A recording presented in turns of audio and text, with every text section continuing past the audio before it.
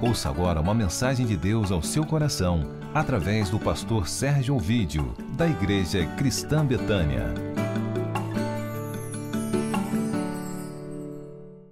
Livro de Gênesis 6, 9 ao 14. Depois vamos ler o capítulo 7, versículo 1, e depois o capítulo 8, versículo 6. Encontraram? Gênesis 6, 9. Eis a história de Noé. Noé era homem justo, íntegro entre os seus contemporâneos. Noé andava com Deus. Gerou 3 filhos, Sem, Cã e Jafé. A terra estava corrompida à vista de Deus e cheia de violência. Viu Deus a terra e eis que estava corrompida, porque todo ser vivente havia corrompido o seu caminho na terra.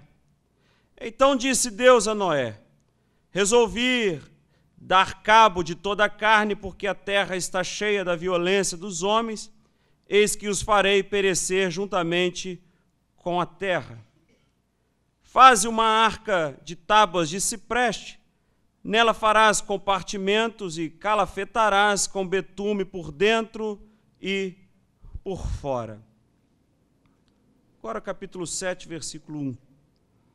Disse o Senhor a Noé: entra na arca tu e toda a tua casa, porque reconheço que tens sido justo diante de mim no meio desta geração. Capítulo 8, versículo 6. Ao cabo de 40 dias, abriu Noé a janela que fizera na arca, e soltou um corvo, o qual, tendo saído, ia e voltava, até que se secaram as águas de sobre a terra. Depois soltou uma pomba para ver se as águas teriam já minguado da superfície da terra, mas a pomba, não achando onde pousar o pé, tornou a ele para a arca, porque as águas cobriam ainda a terra. Noé, estendendo a mão, tomou-a e a recolheu consigo na arca. Esperou ainda outros 7 dias e de novo soltou a pomba fora da arca.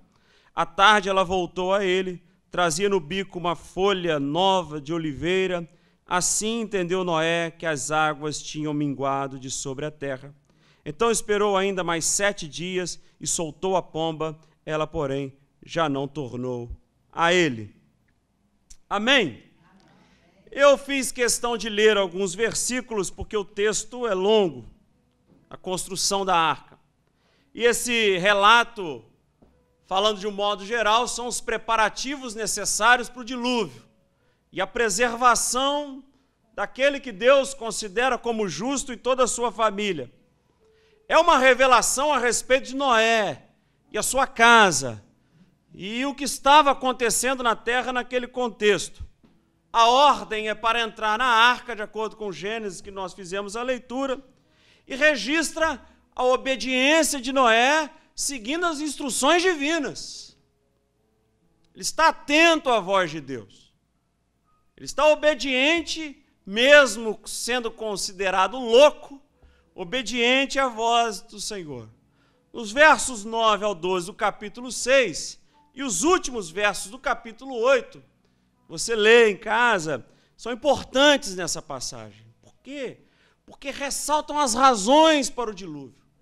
Ressaltam o porquê que Deus deseja esse acontecimento e o propósito fundamental de Deus para essa história. Maldade está demais. Eu não estou conseguindo mais olhar para a terra. Tamanha maldade, a maldade chegou. Alguns consideram como uma lenda, e tradicionalmente o dilúvio tem sido interpretado como um evento cataclísmico, uma coisa absurda que aconteceu, consumiu o planeta inteiro. Alguns pensam dessa maneira, outros não. Foi só aquele grupo ali, aquele trecho, aquela extensão territorial do contexto local de Noé. Outra interpretação é essa: teria consumido o Oriente Médio, somente o Oriente Médio. Mas existe um livro chamado A Bíblia Tinha Razão, que fica traçando o relato das culturas, querendo comprovar cientificamente aonde que foi, Foi o mundo inteiro, propriamente dito? Foi só no Oriente Médio? Para nós, irmãs e irmãos, esse tipo de discurso, de debate, não leva a lugar nenhum. Porque nós não nos orientamos pelo que a ciência diz, embora a ciência seja importante, mas a nossa orientação é pela fé, é pela mensagem de Deus, é por aquilo que Deus deseja dizer ao seu povo.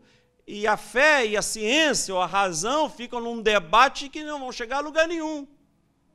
E nós pautamos nessa manhã, a nosso discernimento, nossa caminhada é estreitamente pela fé. É assim que nós guiamos a nossa história. A ciência ajuda, o diálogo é importante, mas para nós eu não vou debater se o dilúvio aconteceu ou não aconteceu, e provas documentais, porque isso não interfere na minha maneira de crer e na mensagem que o texto deseja passar para nós. Independentemente da interpretação que você vai adotar, você precisa ler a Bíblia como um livro de fé. É um Deus que entra na história do seu povo. E nessa história Deus vai provocando ações de libertação. E é por isso que nós precisamos nos prender a essa leitura de fé, de um Deus comprometido com o seu povo.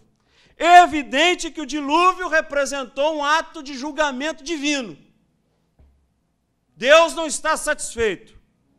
E numa grande escala podemos dizer, é um basta de Deus, chega, acabou, eu não suporto mais. Isso está incomodando o meu coração. E nós não imaginamos um Deus que chega em determinado momento e dá um basta nas nossas ações. Nós não pensamos num Deus assim. Um Deus que chega em determinado momento e diz, um basta às nossas intrigas, um basta aos nossos pensamentos equivocados, um basta à nossa desobediência, um basta às nossas ações irresponsáveis, as decisões que tomamos que não estão de acordo com a vontade de Deus, um basta até às nossas mentiras. Não imaginamos um Deus assim. Mas pode ser que Ele proceda dessa maneira, um basta aos nossos equívocos. Eu não sei como, mas isso acontece. Ou isso vai acontecer na sua vida. E o quadro da humanidade no versículo 11 ao versículo 13 era qual? Cheio de violência, maquinando maldade.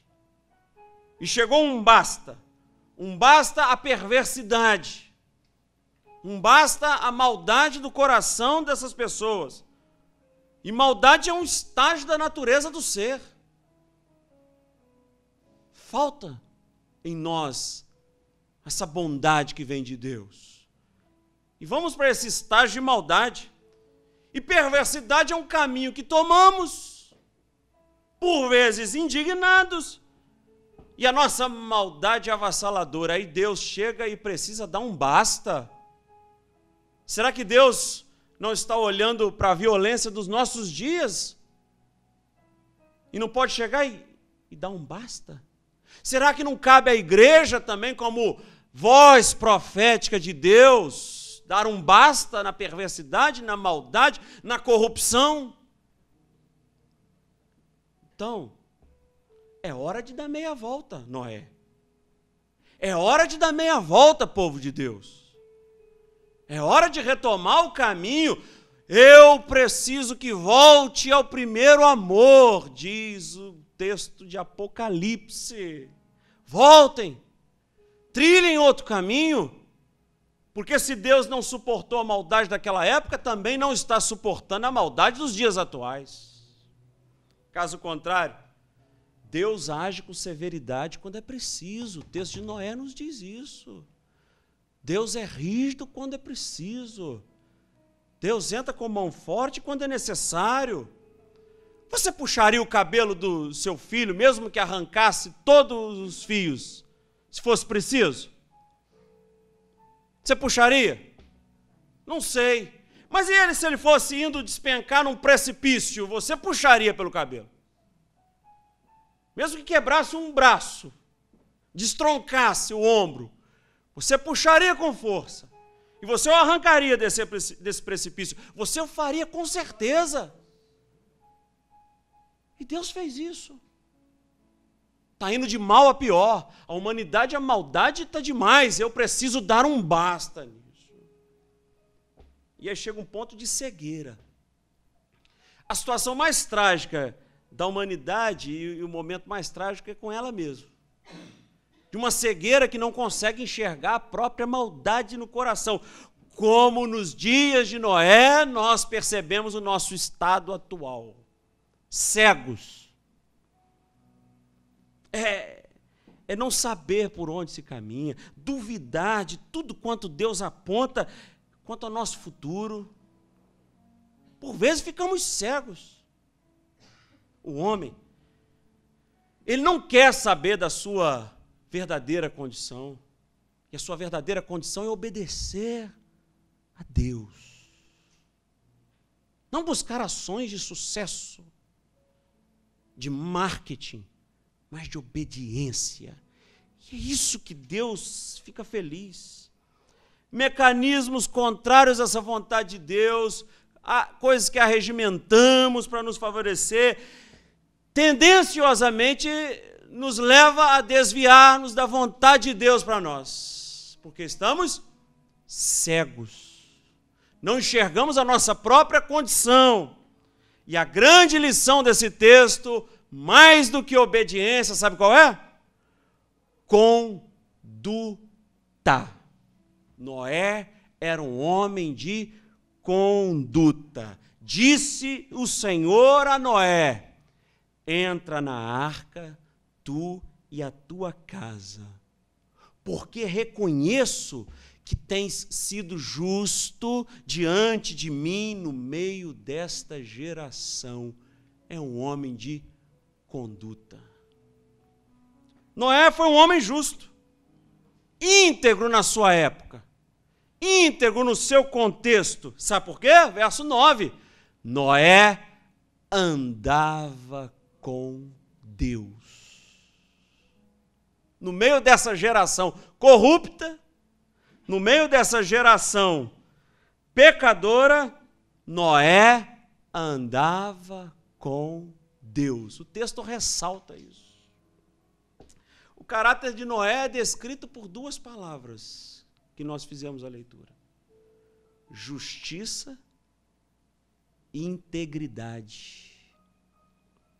Como que Noé conseguiu isso? Como que Noé conseguiu ser justo e ser íntegro? Versículo 9 do capítulo 6. Noé andava com Deus. Deus não procura, não busca homens que ficam trabalhando na igreja. Sabia? Que fica passando pano na igreja. Isso é muito bom. Preserva o nosso ambiente limpo. Mas Deus não procura essas pessoas. Deus busca pessoas que o amem. Deus busca adoradores que desejem gastar tempo com Ele. Senhor, eu preciso ir adorar no templo, é o que diz. Não. Ou no Monte Gerazim, não. Em espírito e em verdade. São esses que Deus procura. Deus busca pessoas justas. Deus busca pessoas íntegras. E diante do cenário que nós vivemos, esse texto nos dá uma grande lição.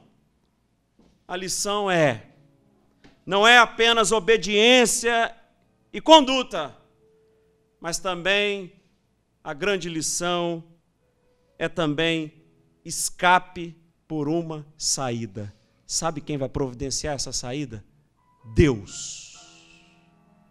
Se você é justo, íntegro, se anda com Deus, se gasta tempo com Ele, que adora em espírito e em verdade, Deus há de preparar um escape. Só vejo maldade ao meu redor. O ambiente que eu trabalho chega a ser esquizofrênico. Deus prepara um escape, permaneça íntegro, justo, fiel ao Senhor. A arca é essa tábua de salvação, é esse escape que Deus proporciona, provoca para o seu povo. É uma porta que aqueles que o servem possam entrar. É uma porta que Deus abre para preservar os seus. Um escape. Salmo no capítulo 29, no livro, no número 29, capítulo, versículo 10, diz que Deus é quem preside os dilúvios. Então, no mundo de maldade, que você vê só coisas ruins, Deus ainda prepara escapes para o seu povo. Amados, Deus vai preparar saídas para o seu povo. Como preparou para Noé e a sua família, Deus vai preparar saídas para você e para a sua casa. Permaneça firme com o Senhor. Deus é quem vai providenciar escape e saída. Caso não fosse o Senhor, a nossa salvação seria pelas nossas obras, mas não é pelas nossas obras, é por Deus, é por sua graça. É graça, e isso não é nosso, isso é do Senhor, e não é pelas nossas obras, mas é mediante o Filho de Deus, que morreu e ressurgiu dentre os mortos. Deus nos amou, Deus amou essa terra, enviou o seu Filho, e Jesus Cristo, sabe o que é Jesus Cristo? Um escape, uma saída de Deus para nós. Jesus Cristo é o maior escape. José foi o quê para o seu povo? Um escape. Moisés, uma saída, um escape de Deus. A relação de Moisés com o anjo da noite é o quê? O sangue, Moisés, é uma saída. O sangue nos umbrais é um escape. Eu vou preservar o meu povo, eu vou livrar o meu povo. A relação da arca é uma mensagem de saída providencial de Deus para preservar o seu povo. Haja o que houver. Há sempre uma intervenção divina feita por Ele, que sustenta todas as coisas, porque Ele é Deus e zela pela sua palavra e preserva o seu povo. A arca e Jesus Cristo e o tempo de Noé é hoje. O próprio Jesus disse isso em Mateus, capítulo 24, versículo 37. Como foi nos dias de Noé, assim será também na vida do Filho do Homem. Deus vai providenciar um escape para o seu povo. Isso é crer. Isso é confiar, independentemente da incoerência, porque é incoerente. Mas a gente continua crendo, porque nós não estamos ligados a prerrogativas científicas, não, nós estamos afinados com o Senhor e com a palavra dEle, por isso creia. E crer por obediência, sem evidência. Crer por obediência, mesmo que seja incoerente, eu continuo crendo. Crer e confiar quando você ainda é desacreditado ou desacreditada, continuar crendo. Noé era um desacreditado e continuou crendo, e Deus provocou um escape. Até que ponto seria legítimo as pessoas duvidarem de Noé, né? Até que ponto não é legítimo as pessoas duvidarem de você? Até que ponto não é legítimo as pessoas duvidarem da minha vida, da igreja? Até que ponto não seria legítimo duvidarem? Até que ponto? Era legítimo também duvidar de Noé naquele contexto que não chovia. Mesmo que duvidem, repito, continue a ouvir a voz de Deus e a enxergar os sinais que o Senhor envia. Mesmo que duvidem, continue a ouvir a voz do Senhor. Ouvir e enxergar. Saber ouvir a voz de Deus quando o ambiente é desfavorável. Cantamos quando tudo diz que não, tua voz me encoraja a prosseguir. Quantas e quantas vezes amigos vêm anunciar, olha, arruma isso. Quantas e quantas vezes as pessoas vêm dizer, olha, isso aqui precisa resolver. Olha, essa situação aqui precisa ser mudada. Você acha que é um amigo? Isso pode ser um anúncio feito por Deus. Agradeça a Deus por isso. Caso contrário, se esses amigos pararem de te dizer, olha, resolve isso aí, organiza isso, quando pararem de dizer que é preciso mudar, acenda uma luz na consciência como aquela mulher, porque é sinal que abriram mão de te ajudar. Às vezes o ambiente é desfavorável. Tudo coopera para ficar pior. Mas eu estou bem com as pessoas, né? Estou me dando bem com todo mundo, então tá bom. Aí eu não tenho olhos para a arca. Aí eu não tenho ouvidos para Deus, porque eu estou bem na situação. Eu não tenho ouvidos para aquilo que o Senhor está me dizendo, porque eu acho que está tudo bem. Mas Noé sentia como Deus. Viu que o mundo estava tomado e Deus sentiu isso, e Noé, no seu coração também. A gente precisa ver, ouvir, como Deus está vendo e ouvindo. Como Deus está sentindo o contexto. Precisamos dos olhos dele. Porque se ele está incomodado com isso, eu também preciso me incomodar. Se Deus não está satisfeito com esse mundo cheio de maldade, isso também me incomoda. E por isso ele me fala para construir uma arca nesse momento, e eu vou construir. Porque eu estou enxergando como Deus. Porque eu estou ouvindo as palavras dele. Uns veem, mas não enxergam. Já disse isso. As respostas das nossas inquietações, dos nossos dilemas, das nossas crises, geralmente vêm de coisas simples. Sabiam? As respostas das nossas inquietações, das nossas crises, vêm de coisas simples. O galho preso no bico de um pássaro. Essa foi a resposta de Deus. Um galho preso no bico de um pássaro. Esta foi a resposta de Deus anunciando o fim do dilúvio. Quem aqui iria enxergar no bico de um pássaro a resposta de Deus? Para isso é preciso saber esperar. Manda a primeira vez, não é a hora ainda. Volta de novo. É preciso saber esperar, é preciso pedir a bênção da paciência. Aprenda a esperar e espere por Deus. Salmo 27:14.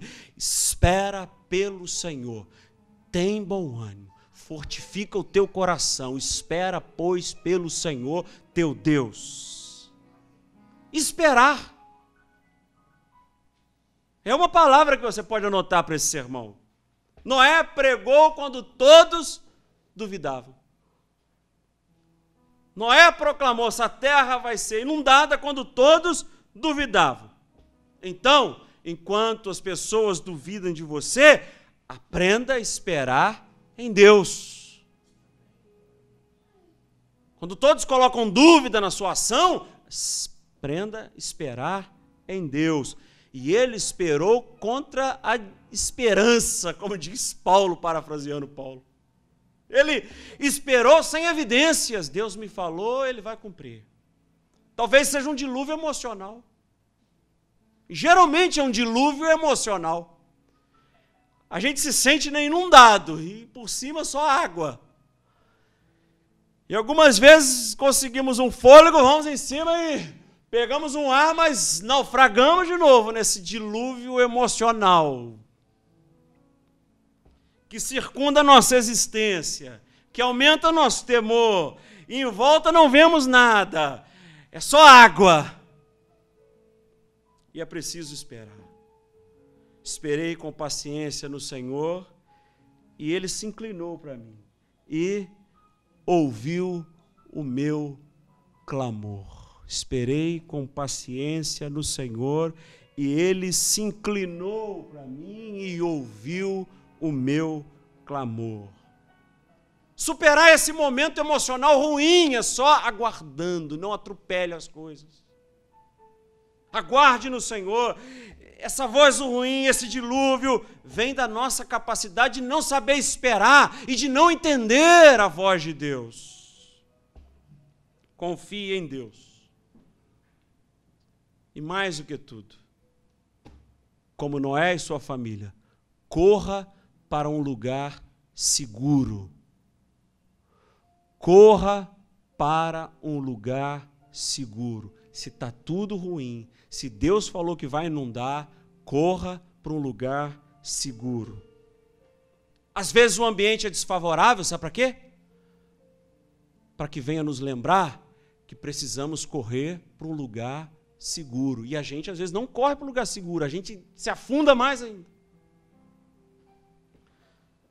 Saiba construir um lugar seguro para você e para sua família.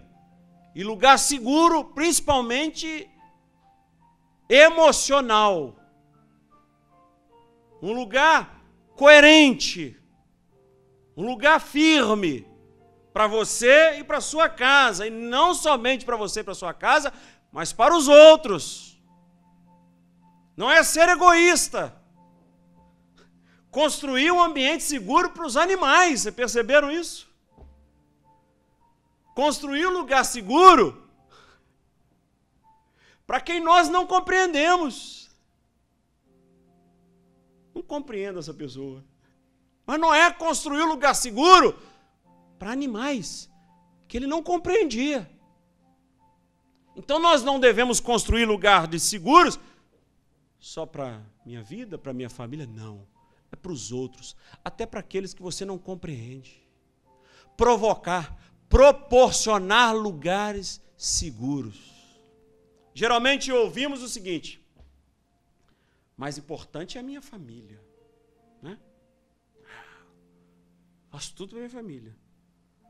E não tem responsabilidade com o próximo?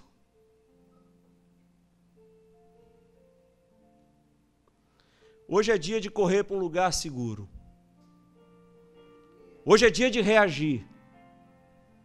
Eu vou ler um relato para vocês de um acontecimento.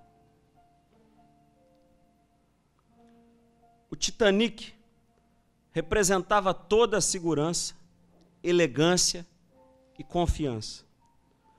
Tudo que a riqueza e a habilidade moderna podiam produzir estava incorporado no Titanic.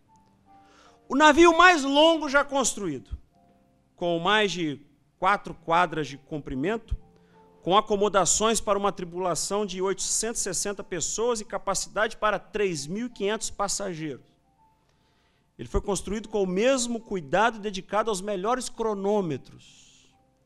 A ostentação e o tamanho recorde do Titanic impressionaram a era dourada da construção naval. Seus motores de 50.000 HPs, que produziam a velocidade de 24 nós por hora, eram protegidos por 16 compartimentos estanques. Cada um era protegido por estruturas de aço. Na época do seu lançamento, o Titanic era o maior objeto móvel manufaturado do mundo. Às 11h40 da noite de 14 de abril de 1912, um iceberg rasgou o lado estibordo do navio, jogando gelo por todo o convés e arrebentando 6 compartimentos estanques. O mar se infiltrou. A maioria dos passageiros não acreditava que o Titanic afundaria até que a tripulação começou a lançar foguetes de sinalização para o alto. Charles Pellegrino disse: a água brilhou por todos os lados. Barcos salva-vidas podiam ser vistos nela. Naquele enorme facho de luz artificial, as mentes também foram iluminadas. Todos entenderam a mensagem dos foguetes por si próprios. Depois dos foguetes, ninguém precisava ser convencido a entrar nos barcos salva-vidas. De repente, quando a água alcançou a metade da ponte de comando, um estrondo que parecia 1 milhão de pratos quebrando cortou a noite. Enquanto a popa do Titanic subia ao alto do céu para se preparar para o seu mergulho ao fundo do mar, um barulho terrível como uma explosão abalou o ar da noite. Passageiros davam-se as mãos e se jogavam na água. Às 2h20 da manhã, o Titanic começou sua descida lenta para o fundo do mar, deixando uma nuvem emergente de fumaça e vapor acima do seu túmulo. Nas águas geladas do Atlântico Norte, na calada da noite, o navio mais famoso do mundo terminou sua primeira e última viagem, mas alcançou uma mística náutica que só perde para a Arca de Noé. Tudo aconteceu tão rápido que só poucos puderam reagir. Poucos puderam reagir. O que é um lugar seguro para você?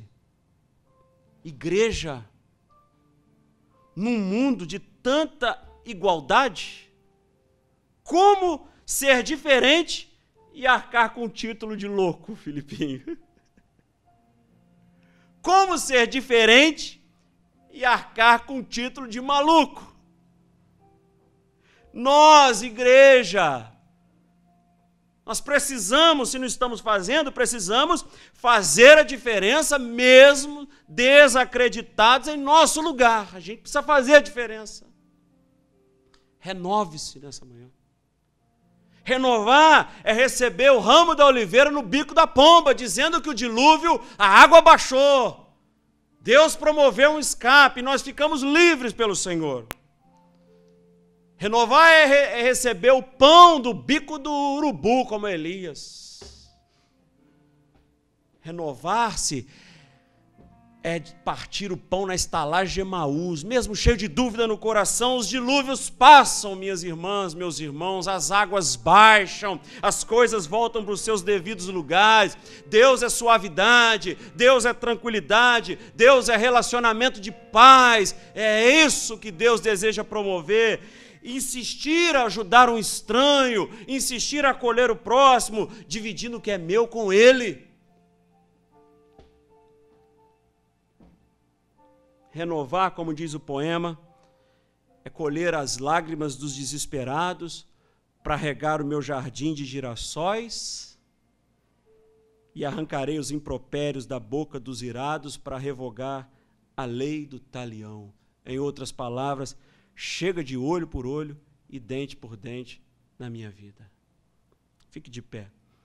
Não perca o barco da oportunidade, por favor. Não perca o barco da oportunidade. Lembre-se que estamos todos no mesmo barco. Planeje-se com antecedência, como Noé. Não estava chovendo quando Noé construiu a arca. Não estava chovendo quando Noé construiu a arca. Conserve saúde. Pode ser que com 80, 90 anos alguém lhe peça alguma coisa importante mesmo e grande para você fazer na vida. Preserve saúde. Não dê ouvidos aos críticos. Prossiga com o trabalho que precisa ser feito. Velocidade nem sempre é vantagem, tá, meu irmão, minha irmã? Velocidade nem sempre é vantagem. Os caramujos estavam a bordo, assim como os leopardos. Lembre-se, a arca foi construída por amadores, e o Titanic por profissionais. Não importa o tempo ruim, não importa o tempo ruim. Quando você está com Deus, sempre tem um arco-íris à sua espera. E Deus sinalizando que fez uma aliança contigo, por causa da tua fidelidade. Essa manhã, nós te exaltamos, porque o Senhor sempre proporciona um escape e uma saída para o seu povo. Abençoa os nossos ouvidos para que essa palavra entre no nosso coração. Abençoe aqueles que nos ouvem pela TV Betânia, que essa palavra entre em suas casas e gere transformação. E busque um lugar seguro. Que o Senhor nos abençoe, que saibamos discernir, enxergar como o Senhor está enxergando. E crer sempre, mesmo com tanta incoerência, mesmo quando as pessoas dizem que nada vai acontecer, continuar crendo. Crendo, confiando de que o Senhor mudará todas as coisas, que o Senhor transformará o cenário que nos encontramos, que o Senhor promoverá saída, escape para o seu povo, porque Ele é Deus. Em nome de Jesus. Amém. Não é ficar imaginando e criando os monstros e os fantasmas que nós domesticamos. A gente